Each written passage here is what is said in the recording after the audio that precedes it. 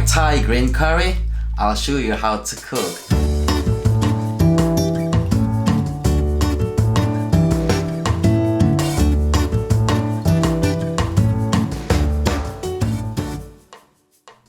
So I start with a half chopped onion, 100 grams young corn, 2 pieces of lemongrass stalks.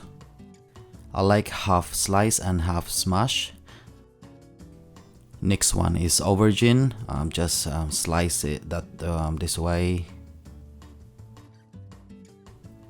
Chicken breast, slice it very thin. I prefer the fresh one compared to the frozen one. Put some oil and put onions, the one we chopped earlier. So this is the green curry paste, and just put 2 spoons. Just saute about 2 minutes and then add the coconut milk. Chaoko Brand is the best quality coconut milk. Then we add lemongrass and red and green chili, and about 5 or 6 spoons of fish sauce. Also Knorr chicken cubes, 2 of them.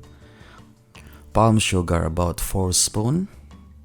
Then after around 2 minutes you can add the chicken and boil it slowly, not too high because the oil will come out instead of thick sauce. Then add the rest of the vegetables, the aubergine, and here you have to wait a little bit, about another 2 minutes, and then you add another 400 ml of coconut milk. Also add young corn. Then you adjust a little bit slow heat and then wait for another at least 4 minutes, and then add about 200 grams of Mangetout.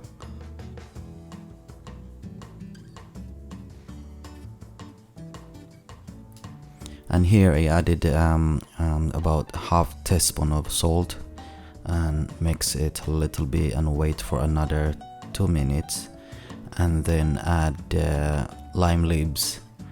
Lime leaves is give a little bit really nice aroma. I really like that lime leaves. Usually I use Thai sweet basil, and unfortunately you cannot find one.